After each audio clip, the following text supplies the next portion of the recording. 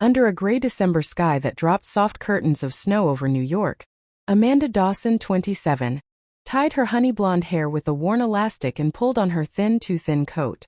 In their unheated fourth-floor apartment, frost traced lace on the inside of the windows and the air was sharp enough to bite. 4-year-old Ellie lay curled on the sagging couch beneath a threadbare blanket, cheeks burning with fever, yet she wore her favorite pink dress with tiny white bows at the cuffs, the one saved for special days. Amanda wrapped her in a hand-knitted scarf, lifted her gently and whispered, "Just the clinic, sweetheart, then home to rest." Amanda worked as a temp at Everfresh Meals, a frozen food plant in Queens. 8 hours a day she packed boxes in a refrigerated room, hands numb, back aching under harsh lights. Her contract was ending. Her supervisor had no patience for sick child absences. At the free clinic, the doctor confirmed a high viral fever and ordered rest and fluids. Amanda nodded, already calculating how to make up lost wages. Outside, snow falling thicker, she reached for her phone to warn the factory. It rang first. A cold voice. "Miss Dawson? Mr. Nicholas Reed, CEO, wants you in his office today, 1 p.m. sharp, 11th floor. Today. No childcare, no family nearby, no money for a sitter." An hour later, Amanda walked through the gleaming headquarters doors with Ellie asleep against her shoulder. The receptionist lifted an eyebrow but said nothing. On the 10th floor, Amanda settled Ellie on a plush bench outside the CEO's suite. "Stay right here, Angel. Mommy will be 5 minutes." Ellie clutched her old teddy bear and nodded trustingly. Amanda smoothed the pink dress, drew a shaky breath and waited, certain she was about to be fired just before Christmas. In the executive restroom, she tried to borrow $50 from an old college friend. The answer was a hesitant no. She pressed the phone to her chest and silently cried. Across the hall, Ellie saw everything through the frosted glass. She saw Mommy cry. She knew what it meant when Mommy skipped dinner so she could have chicken soup. If Mommy lost her job, Christmas would vanish. Ellie slid off the bench, straightened her dress like a tiny warrior, walked to the heavy mahogany door marked Nicholas Reed, CEO, and knocked 3 brave knocks. Inside, Nicholas was studying sales charts. "Come in," he said without looking up. He froze. A small girl in a rumpled pink dress stood in the doorway, fever-flushed, teddy bear clutched tight. "Please don't fire my mommy. She's the best. She worked so hard last night she didn't eat so I could have soup," Ellie whispered in one breathless rush. Silence wrapped the room. Amanda burst in, horrified. "Ellie!" But Nicholas had already circled his desk and knelt to the child's level. "What's your name, little one?" he asked gently. "Ellie." He smiled, something rare and real. "Beautiful name." Ellie dug in her tiny backpack and offered a crumpled crayon drawing. A big stick figure Mommy at a computer surrounded by angry black scribbles, and in the corner a small Ellie alone with her bear in a gray cloud. "Mommy works," she explained softly, "and I wait a lot." Nicholas swallowed hard, eyes fixed on the paper. He looked at Amanda, pale and mortified, then back to the child. Calmly he asked why Ellie was here today. Amanda answered without self-pity. "No sitter, no relatives, no money, never late despite everything." Nicholas folded the drawing with care and set it on his desk like something precious. He sent his assistant for warm apple juice and crayons, then invited Amanda to sit. "Tell me your story." She did. Full scholarship, food marketing major, unexpected pregnancy, fiancé vanished, parents disowned her. Years of waitressing and night cleaning. Every dollar counted twice. "I never finished college," she said. "But I never stopped learning." At the bottom of her thin resume, handwritten, "I'm not asking for pity. Just a real chance." Nicholas closed the folder. Something deep inside him shifted forever. He called his assistant. "Temporary transfer to product development, entry-level assistant, 2-month trial, immediate start." Amanda thought she had misheard. The next morning, soaked from snow, they found a box outside their door. A teddy bear in a tiny business suit, a grocery gift card for 2 weeks of meals, and a note in firm blue ink, "To the bravest little girl I've ever met." That night Amanda cried. But for the first time in years the tears were of relief, not fear. Ellie fell asleep hugging both bears, dreaming of a Christmas that would not disappear after all disappear. And somewhere high above the city, Nicholas Reed stared at a child's drawing on his desk long after everyone had gone home. knowing one small girl in pink had quietly changed everything. Amanda began on the 10th floor like a quiet shadow among the confident, polished graduates who spoke in marketing jargon and wore watches that cost more than her monthly rent. She was assigned the children's meal division, the unglamorous corner nobody fought for, and arrived clutching yellowed university notebooks filled with frantic pencil notes, pages curling at the edges, and a raw, almost desperate hunger to learn that caught everyone off guard. She listened far more than she spoke, asked precise, thoughtful questions that revealed gaps no one else had noticed, and filled entire notepads with observations, sketches, cost breakdowns, and flavor ideas.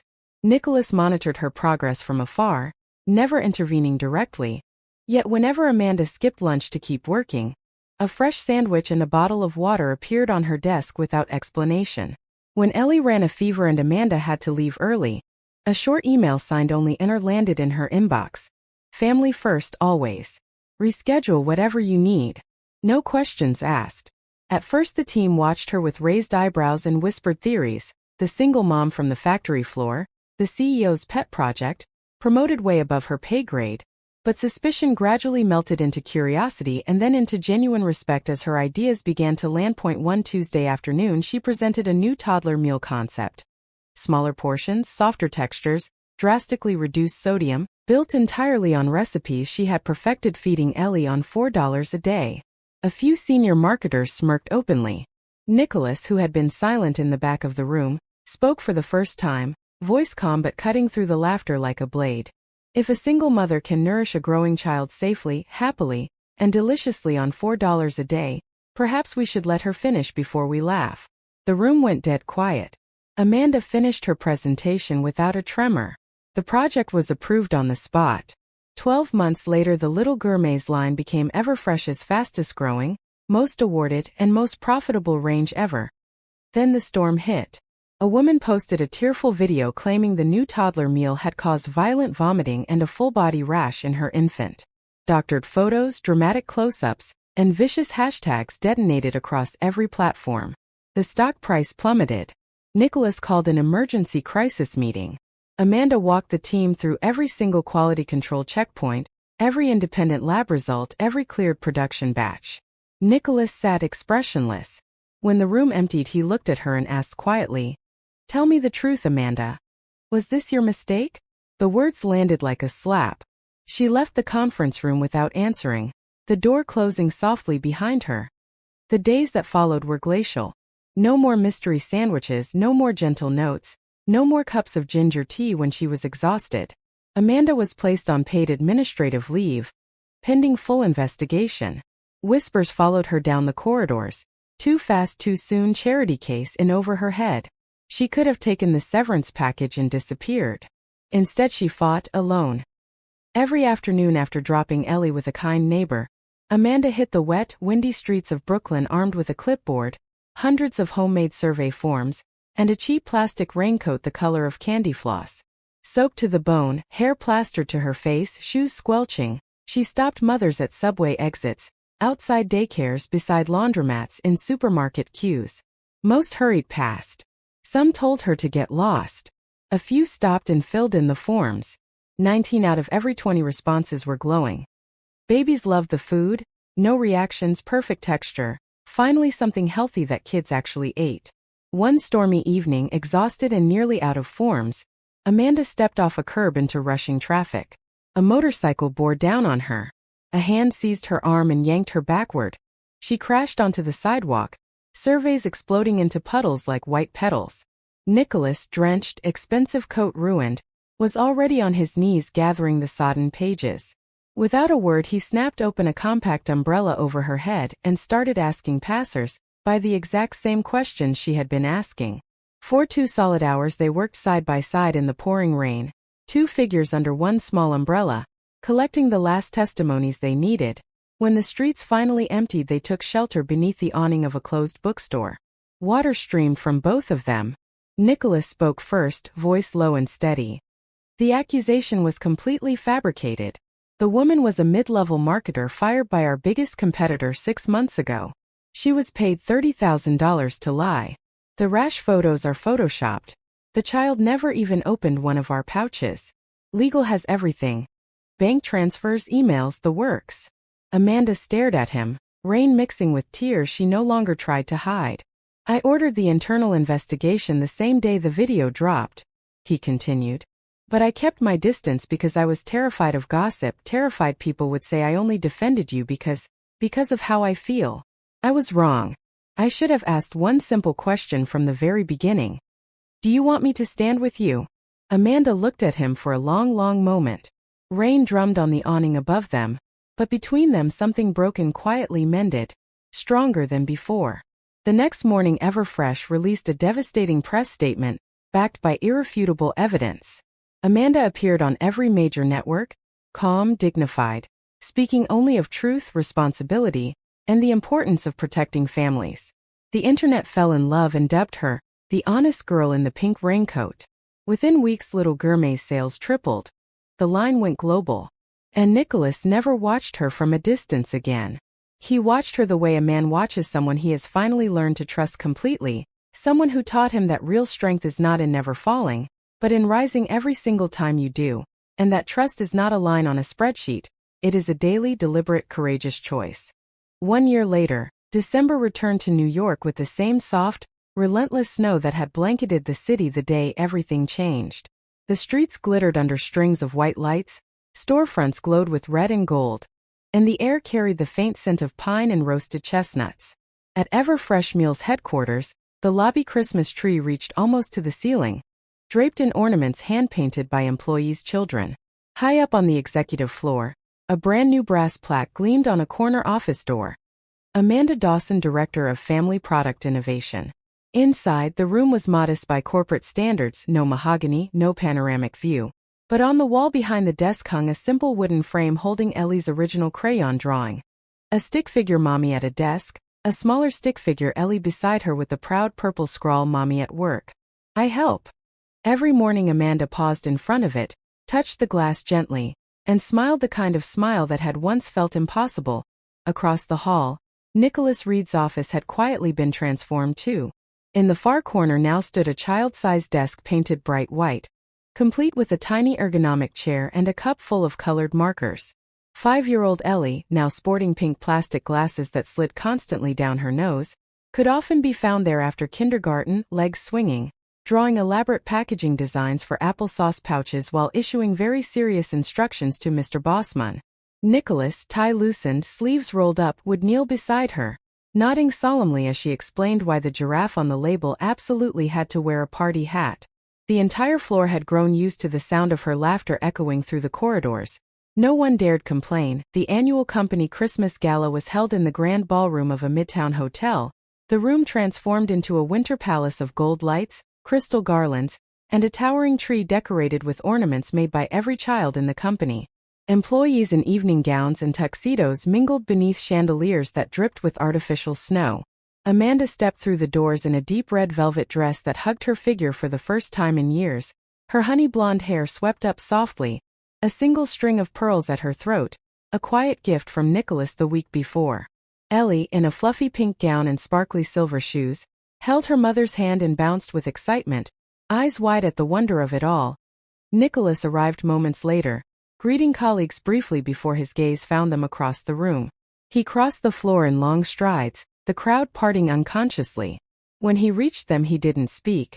He simply looked at Amanda until the rest of the ballroom seemed to fade away. Ellie tugged at his sleeve. "Mr. Bossman, you promised me a dance." He laughed, the deep, unguarded sound that only she and Amanda ever heard now, and swung her up into his arms. The orchestra began a gentle waltz, and soon half the company was watching the CEO twirl a 5-year-old princess around the floor while her mother looked on with shining eyes. Later, when dessert was served and the room buzzed with warmth and wine, Nicholas stepped onto the small stage. He held a crystal glass that caught the light like a star. The chatter died instantly, every face turned toward him. 1 year ago, he began, voice steady but thick with emotion. "I believe success was measured only in numbers, profit margins, market share, stock price. I thought hearts were irrelevant in boardrooms."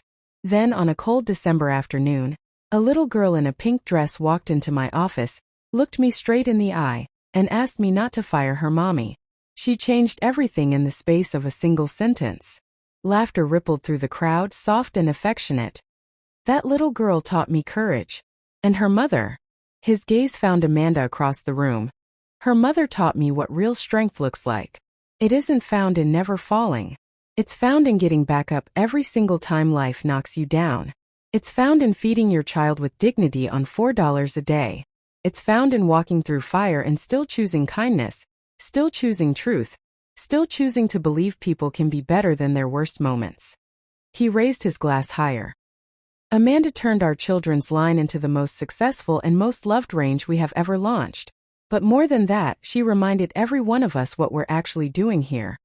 We're feeding families. We're giving parents one less thing to worry about at the end of a long day. We're helping little girls and boys grow strong and happy. And we're doing it because one extraordinary woman never gave up. And because one very brave 5-year-old once knocked on a door she had no business knocking on. The room erupted in thunderous applause. Amanda felt tears slip down her cheeks, but she didn't bother to hide them. Ellie, standing between her and Nicholas now, clapped so hard her little hands turned pink. When the music resumed and the party began to wind down, the three of them slipped outside into the quiet, snow-dusted street. The city lights shimmered through falling flakes like a million tiny promises. Ellie held both their hands, skipping to keep up with their longer strides, her sparkly shoes leaving tiny prints in the fresh snow. "Mommy," she asked suddenly, looking up with those enormous eyes behind pink glasses, "are we a family now?" Amanda stopped walking. She looked at Nicholas. Snowflakes caught in his dark hair and on his lashes. He knelt in the snow so he was eye level with Ellie, then reached out and gently took Amanda's hand too. "We always were," he said softly, voice rough with everything he still found hard to say aloud. "We just had to find each other." Ellie considered this very seriously, then nodded once, satisfied, and squeezed both their hands tighter. They continued down the street, three silhouettes linked together beneath the glow of Christmas lights, their footprints merging into one continuous path. Behind them the city sparkled like it had been waiting for this exact moment. Amanda was no longer invisible. Ellie no longer waited alone in a gray corner. And Nicholas Reed, the man who once believed empires were built with numbers alone, had discovered that the greatest fortune is measured in tiny hands held tight and in hearts that finally, after far too long, feel like home. That Christmas wasn't just a celebration. It was the beginning of a story that never ended. The story of a mother who refused to surrender, a little girl brave enough to knock on the scariest door in the building, and a man who learned that the most valuable thing he could ever give wasn't a job or a promotion or even a grocery gift card. It was trust and respect, and the quiet daily choice to stand beside the people who deserve it most. Every December after that, when the snow fell again and the lights went up across the city, employees at Everfresh still told the story, sometimes in whispers, sometimes with tears in their eyes, of the little girl in the pink dress who once walked into the CEO's office and, with one trembling sentence, saved Christmas and love and hope and an entire company's soul. And somewhere high above the streets, in a corner office with a child's desk and a framed crayon drawing on the wall, three people who had once been strangers kept building their family, one ordinary, extraordinary day at a time.